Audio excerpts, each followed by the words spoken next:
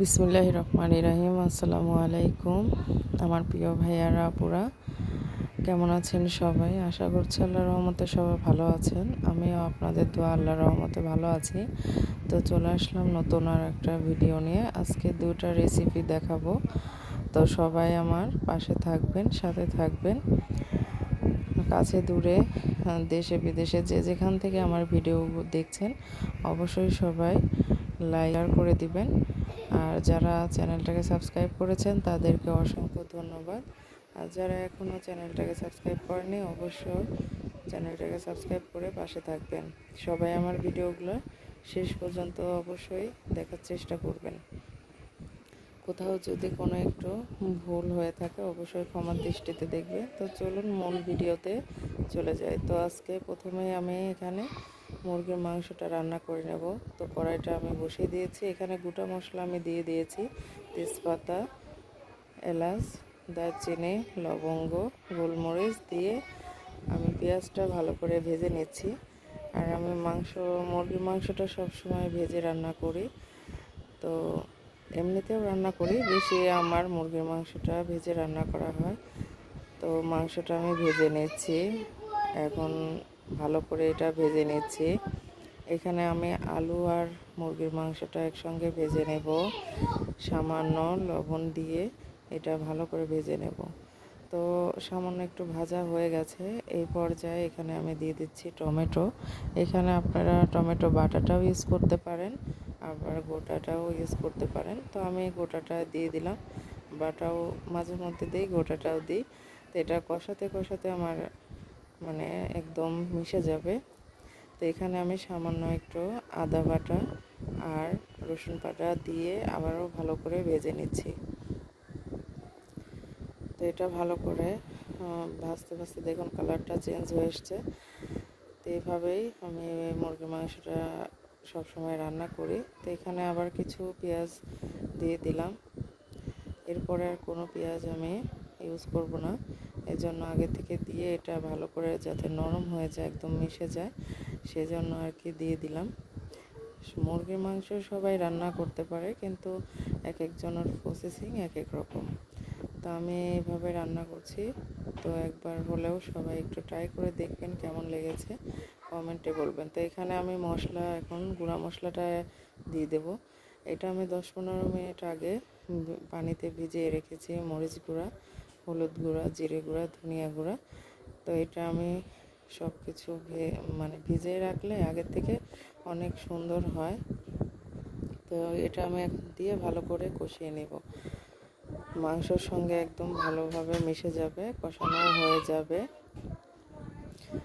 তো দেখুন এইভাবে রান্নাটা করে নিচ্ছি। তো আমি বেশি লং করব না, কারণ অনেক বড় হয়ে যাবে ভিডিওটা। তো এখন ঢাকা দিয়ে আমি ভালো করে রান্না করে একদম লাস্টে আপনাদেরকে দেখাবো কেমন হয়েছে। অবশ্যই দেখে কমেন্ট করবেন। দেখুন কালারটা অনেক সুন্দর এসছে। তো সবাই আমার ভিডিওটা দেখবেন আর অবশ্যই সবাই কমেন্ট করবেন। আমার ভিডিওগুলো অনেকেই দেখে কিন্তু কোনো লাইক করে না, কমেন্টও করে না। তো সবাইকে অনুরোধ করছি সবাই একটু লাইক, কমেন্ট, শেয়ার করে দিবেন। তো চলুন ফাইনাল লুকটা দেখিয়ে দিই।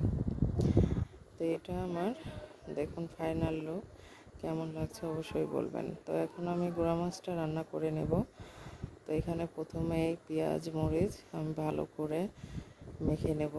তো এখানে কড়াইতে পেঁয়াজ আর মরিচ দিলাম। আমি আজকে শুধু কাঁচা মরিচের ঝালটা দিয়ে রান্না করব। এখানে গুঁড়া মশলা, মরিচের গুঁড়াটা আমি ব্যবহার করব না। আর মূলত চচ্চড়িটা কাঁচা মরিচ দিয়ে বেশি স্বাদ হয়। তো এখানে সামান্য লবণ দিয়ে দিলাম পরিমাণ মতো, আর দিয়ে দিচ্ছি ধনে গুঁড়া, সামান্য করে করে সব মশলা দিয়ে দিচ্ছি ধনে গুঁড়া। এরপরে দিয়ে দিব জিরা গুঁড়া। সবাই হাতে মেখে তরকারিটা অনেকেই খুব পছন্দ করে, আর আমি চচ্চড়িটা বেশিরভাগই আমি হাতে মেখেই রান্না করি, অনেক ভালো লাগে। তো এখানে জিরাটা দিয়ে দিলাম, জিরা গুঁড়াটা, আর সামান্য দিয়ে দিচ্ছি হলুদ গুঁড়া। আমি এখানে হলুদ গুঁড়াটা বেশি ব্যবহার করব না, যেহেতু কাঁচামরিচ দিয়ে রান্না করছি। কাঁচামরিচের একটা কালার, সেই কালারটা যাতে থাকে এজন্য আমি হলুদ গুঁড়াটা সামান্য করে দিচ্ছি। তো এখানে এখন সামান্য একটু তেল দিয়ে দিব। তেলটা পরে আবার আমি ব্যবহার করব, সেটা আপনাদেরকে বলবো কি জন্য তেল আর একটু পরে আবার ব্যবহার করব। তো জানা হলে অবশ্যই সাথেই থাকুন। তো এখন এটা আমি ভালো করে মেখে নিচ্ছি। তো এমনভাবে মাখতে হবে যেন হাতের মধ্যে নরম হয়ে যায় পেঁয়াজ আর মরিচটা। পেঁয়াজ আর মরিচটা খুব সফট করে মেখে নিতে হবে। এভাবে কষলে মেখে নেব।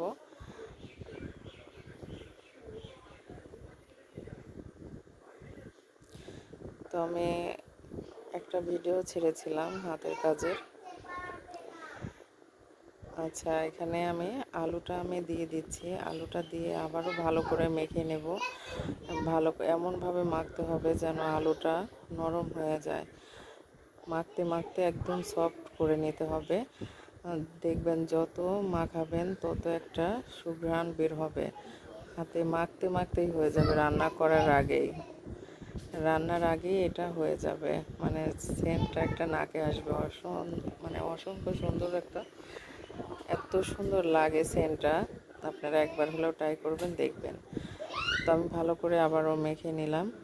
তো এখানে আমি এখন দিয়ে দিব টমেটো। আর টমেটোটা আমি ফ্রোজেন টমেটো, আমার এটা কাঁচা টমেটো আমি কেটে ফ্রোজেন করেছিলাম। তো টমেটোটা আমি বের করে ধুয়ে রেখেছি, সেই টমেটো এখানে অ্যাড করব।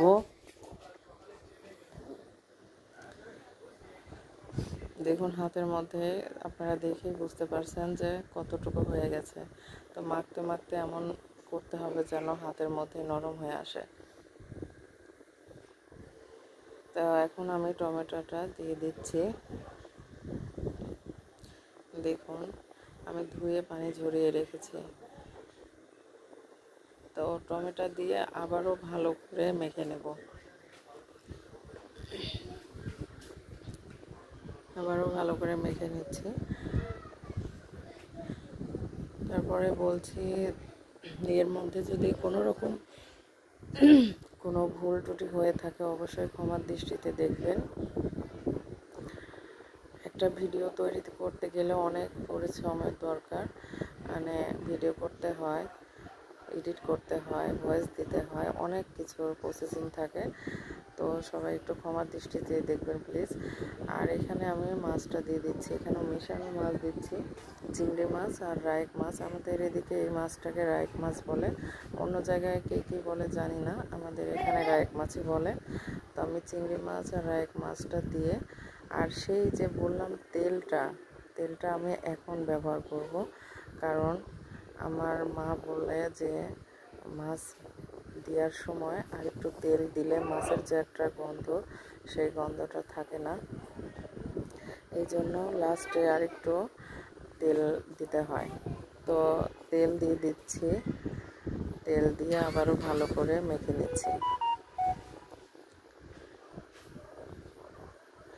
তো ভালো করে আবার মেখে নিচ্ছি। তো সবাই অবশ্যই ভিডিওটা দেখবেন শেষ পর্যন্ত, আমার পাশেই থাকবেন। তো মাখা হয়ে গেছে, এখন আমি পরিমাণ মতো পানি দিয়ে দিব।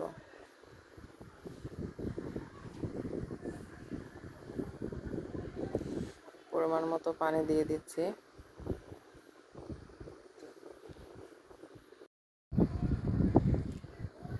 তো পানিটা আমার দেওয়া হয়ে গেছে। এখন আমি এটা ঢাকনা দিয়ে ঢেকে রান্না করে নেব। এই তো ঢাকনা দিয়ে ঢেকে দিলাম, ঢেকে আমি চুলাটা জ্বালিয়ে দিলাম। তাই দেখুন আমার তরকারিটা বলক এসে গেছে আর কালারটাও চেঞ্জ হয়ে এসছে। তো পানি শুকা পর্যন্ত আমি এটা রান্না করে নেব, কারণ আমি চচ্চড়ি করব, এজন্য পানিটা রাখবো না। তো দেখুন, তো তো সাথেই থাকুন, লাস্ট পর্যন্ত দেখবেন অবশ্যই।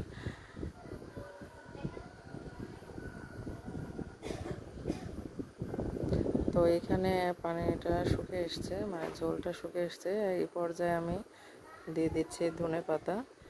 ধনে পাতাটা আমার অনেক ভালো লাগে, এটার ঘ্রাণ অনেক সুন্দর লাগে, তরকারির স্বাদটা অন্যরকম হয়ে যায়। তো অনেকেই পছন্দ করে না বা সেন্ট শুকতে পারে না, তো আমার কাছে খুব ভালো লাগে, বড় মাছে হোক আর ছোট মাছে হোক। তো আমি ধনে পাতাটা দিয়ে দিলাম, এখন দিয়ে দিয়েছি ধনে পাতা, দিয়ে আবারও ঢাকনা দিয়ে ঢেকে দিচ্ছি। এই তো হয়ে গেছে। এখন এখন দেখুন আমার তরকারিটা অনেক সুন্দর হয়ে গেছে, অনেক মজা হবে, আর খেতেও অসম্ভব মজা হয়েছিল আপু। অবশ্যই এভাবে সবাই চেষ্টা করবেন। আর লাস্ট আর একটা কথা বলছি সবাইকে, সবাই আমার ভিডিওটা শেষ পর্যন্ত দেখার অবশ্যই চেষ্টা করবেন। যারা এ পর্যন্ত সাথে ছিলেন তাদেরকে অসংখ্য ধন্যবাদ। তো এই তো লাস্ট লুক, কেমন হয়েছে অবশ্যই কমেন্ট করবেন। সবাই ভালো থাকবেন, সুস্থ থাকবেন। আল্লাহ হাফেজ, আসসালামু আলাইকুম।